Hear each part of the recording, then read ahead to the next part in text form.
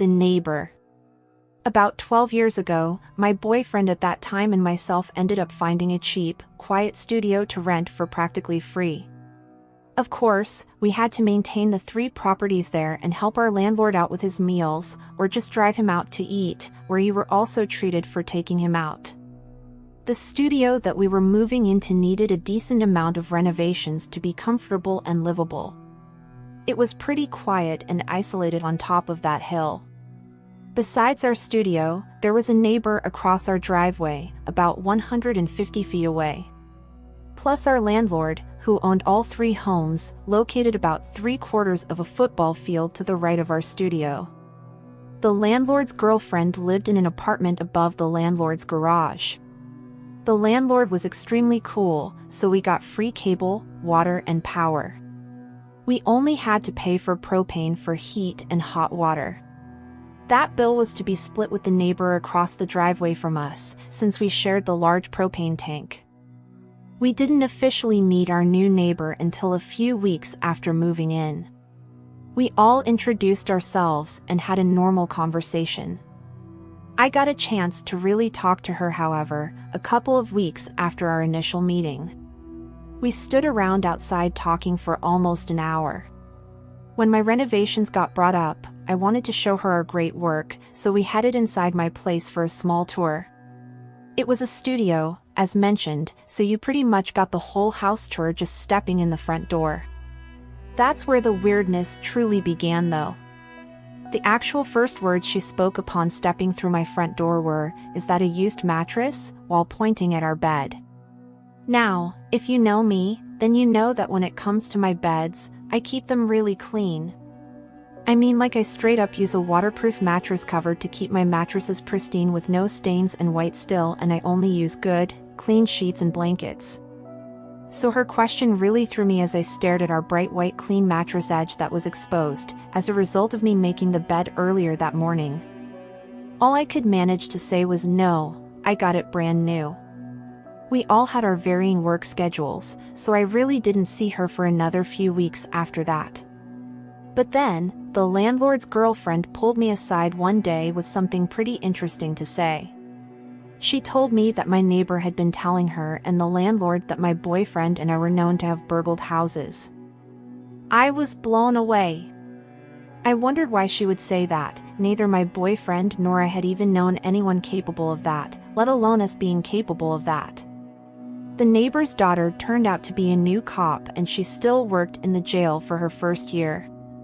Supposedly, that's how the neighbor knew what she didn't even know. All I could really say to the landlord and his girlfriend was the obvious fact that we weren't even capable and couldn't even prove it, but we had clean criminal records. So we just dismissed it for the time being. After that, we started noticing dirty looks from her here and there. So naturally, it was pretty awkward when I had to go over and knock at her door in order to collect her half of the propane bill. She gave me a check, and when I read her name aloud and looked into her eyes, I remembered who she was. When I was about 16, so about like 12 years or so before moving in next door to her, I ended up at her house with my high school boyfriend for Thanksgiving. My boyfriend at the time's parents were friends with her and her husband, and they had a daughter who was our age also at that time. My boyfriend and I hung out with the daughter while the adults hung out and got drunk as they prepared dinner. I barely remember even interacting with any of the adults, except for, of course, at dinner. Yet, after that evening, I was told by my boyfriend from his parents that I was no longer welcomed back at his parents' friend's house. Neither my boyfriend nor I could possibly think of why. I found out a couple of months later why, though. Let's just say that I hit puberty early and wasn't exactly flat-chested, unfortunately. That got me plenty of unwanted attention from guys, even older ones. My boyfriend's dad at that time enjoyed staring at my chest and was pretty open about it. So no surprise that on Thanksgiving that night, as both men were at the very least pretty buzzed on the beers, they noticed my chest. Obviously, word got back to the women and they weren't happy. Add to that, the fact that shortly before I moved in next door to her years later, her husband had divorced her and she was quite bitter about it. I laughed at first, upon reading the name on that check, and asked her if she was of the same last name that I had known in high school. She gave me a sideways smile and told me that she indeed remembered exactly who I was. That, combined with the fact that the landlord's girlfriend had told me that I was the only tenant that she had ever had a problem with, told me that the worst was yet to come. It was just small things at first that we started to notice. Like, when I'd get home, I'd always hit the lock button on my key fob to lock my car, which would make the horn honk once to confirm it was locked. Every single time I would do that though, she'd always have to hit her key fob from inside her house and make her car honk as well. Then, the landlord informed us that she requested that my boyfriend and I stay completely off her property and to not even knock on her door. But then right after, she turned around and had our landlord ask us if we could go into her house while she was gone to set up a treadmill for her. She just left her front door unlocked for us to do it. One day, we had a friend stop by for a visit. He had a really weird look on his face as he came up our walkway though, so naturally my boyfriend and I looked at each other and then asked him, "Why the face?" Well, he said as he sat down on our porch, "Your neighbor, some woman, took a picture of my license plate as soon as I parked, then she wanted to know if I was going to be spending the night here." In shock and bewilderment, we asked him what she looked like just to make sure it was her, and yep, it surely was. She even took pictures of our license plates after that. She started trying to keep track of whenever one of us would even step over the line to her half of the driveway. If she felt that one of us drove up the driveway in front of her house too fast, she would scream at whoever it was. That got me up in her face yelling at her one time. She even threatened to sue us once because according to her, one of our cats was on her car and scratched her new car's paint when she scared it off of her car. I used a squirt bottle when I noticed the same cat on my similar dark-colored newer car one day, and no way were the scratches like she had said. I mean, you could see on the clear coat where the cat's nails were, but it rubbed right off just by using my finger. I started to worry about my 3 cats with her around, especially after one of my nosy, ditzier cats wandered into her house after she left her front door open for a while. Whenever that cat would wander towards her house after that, I'd call him back if I happened to see him doing it. That cat disappeared shortly thereafter. My boyfriend and I smelled something dead around the property a couple months later after searching tirelessly for him, but we can never locate the source of that smell. Tensions between the 3 of us and even the poor landlord and his girlfriend were pretty high at that point. But it got worse one afternoon, when I happened to catch her on our property. I was around the back side of our house, talking to my boyfriend. But when I went to walk back around to our front door, I caught her. She was crossing back over the driveway toward her own house with the stupid, childlike guilty look on her face. Believe it or not, it actually took a couple minutes for it to dawn on me that she had been sneaking around to the side of our house to eavesdrop on us. Come to think of it, that's about the time I started to hear strange noises outside our windows at night. Our mail situation was a bit strange at that place because there was only one mailbox for our address which the 3 houses on that property shared. There was only one key to the mailbox, which the landlord had.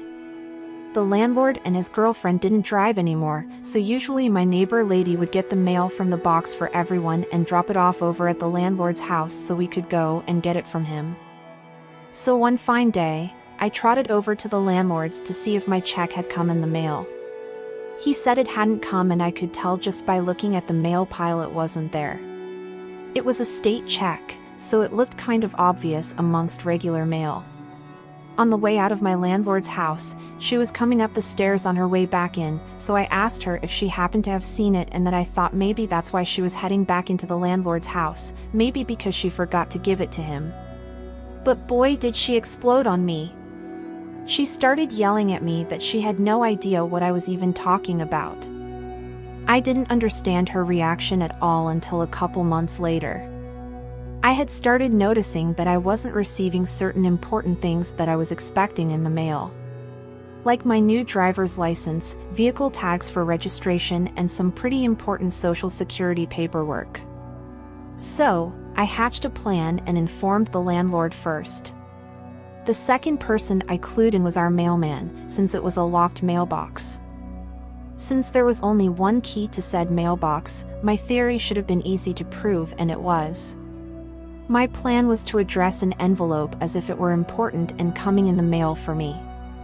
I only planned to give it to the mailman at our mailbox, so it would be missing the postmark, but I hoped she'd overlook that small detail. After the mailman deposited it into our mailbox, I just had to wait for her to bring the mail to the landlord and see if she left it in with the rest of the mail like she was supposed to. Sure enough, when I went to the landlord's to pick up our mail, it wasn't there. Excited to finally be able to make her face some consequences for her crappy actions, I immediately called the postmaster to report the mail theft. But unfortunately, being the beginning of the recession back then, the post offices were far too understaffed to even explore the case. I also tried calling the sheriff, but mail theft is federal territory. I started to notice that the noises outside my windows at night were happening more frequently. Not only that, but I started waking up during the night with severe stomach pains and diarrhea that would usually be gone by morning. That would happen at least twice a month while living there. Then, one day as I went out into my front yard to talk on my cell phone, the neighbor lady suddenly appeared on her front porch and faced me, while holding her cell phone out towards me. I couldn't figure out if she was like eavesdropping on my phone call somehow or maybe filming me. But after that, she would do it every time she was home and I went out to make a phone call. On top of all that, it got worse when Miss Worries about everyone else's company being legit, recommended some lady friend of hers daughter and her boyfriend move into the landlord's above garage apartment. Apparently, the landlord's girlfriend had suddenly moved out, leaving the apartment vacant. Now, you would think that a nosy neighbor like that monitoring our guests would choose nice and safe people to live on our property with us, right? The young couple definitely wreaked havoc. At first, they got into the landlord's house while we were all out to dinner one night. They stole what they assumed to be the landlord's cell phone from his living room, but it was actually my recently deceased mother's cell phone that I had lent to him, since the cell phone had about a year left on the contract agreement. Also, some of the last pictures of my mother and I were on that cell phone. I didn't actually find out the phone was stolen until my boyfriend told me as soon as our landlord told him. I remember that I was out in my field doing some tracking for a peeping Tom when he came out to tell me. I immediately yanked my phone out of my pocket and called the stolen phone. A younger sounding girl answered, but hung up after hearing me ask, "Who is this?" We both left my other house right away and headed to our studio so I could confront the young couple at their apartment. My boyfriend and I quietly crept up the stairs in the garage that led up to their apartment. As I stood quietly outside the apartment door, I texted the phone that I thought they had stolen. I did that because that particular brand of phone had a certain text tone, exclusive to that type of phone only, and I knew that my mom had the phone set to that text tone. Sure enough, I heard it go off inside their apartment. So, I calmly knocked on the door and waited for them to answer. When the young girl answered the door, I calmly asked her about the phone. Before she could answer me though, I explained to her that the phone that had been stolen was my mother's and she had just recently died. I also explained that the phone had a few of the last pictures of my mom and I in it. She denied even having the phone, of course. For all of you out there reading this, I just have to say that I tried. But I kind of lost it right then. I yelled at her BS. I just texted it before I knocked and I heard the damn text tone on the phone go off in your apartment. My boyfriend, who was standing behind me the whole time, tried to pull me back, as it was the landlord's house after all. As all that was going on, her boyfriend happened to walk into their living room area behind her, but as soon as he saw and heard me, he took right back off out of the area. She kept denying it and I just kept getting angrier and angrier, whilst yelling louder and louder. Eventually, my boyfriend had to step in and basically pull me back down the stairs. Next, I called the cops, since I had proof via the phone's location on a family share map proving where it was, and also my online account had all their phone activity recorded on it. The cops even sneaked up the stairs to listen for my phone while I texted and called it. As I found out from the officers that night, the couple were both searchable because of one being on parole and the other on felony probation. Although they ended up searching for over an hour in the small apartment, they didn't get my phone back. You know, I even told her that if she just emailed me the pics from the phone of my mom and I, that she could just keep the phone and I wouldn't call the cops or do anything else to them. But no, I ended up with neither. The young couple didn't stop there though. Thanks neighbor lady, all taking pictures of my guests' license plates for security and you saying that we were the risk. For their next performance, the young couple again broke into the landlord's house, but stole his car keys and car that time. As you know, our landlord couldn't even drive himself, so that was the vehicle that we used to take him out and around. The landlord's car was gone for 4 days or so and the cops eventually found it ditched in a nearby canyon. Since the landlord couldn't receive the call to inform him of the discovery of his car, they had to take it to impound to store it, costing almost $3,000.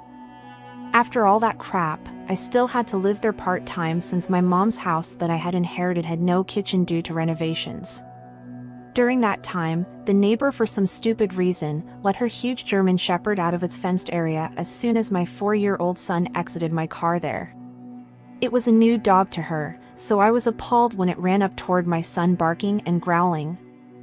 How would she know how the dog would react around strangers, let alone kids? Thankfully, I moved into my other house as soon as the renovations were done. After I moved out of that place and got away from her, my intermittent diarrhea stopped completely. The landlord even told me that she had calmed way down after I left, even though my boyfriend still lived there. Nice peaceful ending, right? One night, I got a wild hair for some petty revenge. You see, there was a gate about halfway at the long, winding driveway. I had noticed that there was also a chain on the pole that the gate would close to, and that gave me an idea. I took an old combination lock that I had around the house and straight up locked her ass in the yard with that gate and the chain. Since the landlord couldn't drive himself out and I had already taken him into town to get what he needed earlier that day, I knew that he'd be fine and well enough. Plus, I knew he'd laugh his ass off when he heard of my little misdeed. I didn't get to see her stupid face when she realized that she couldn't leave for work the next morning, but I'll bet it was a classic. From what I heard a little later, she reversed her car back up the windy driveway to fume to the landlord after she first realized that she was locked in. He said it was hilarious, by the way. Even more hilarious was the fact that it took her like 4 hours to get someone up there to cut the lock off so she could finally go to work. My life went back to normal after I moved out, thankfully. The only thing any of us could come up with was that she must have been jealous of me after the things that her husband had said about my body back when I was like 16 years old. Either way though, that was definitely an experience.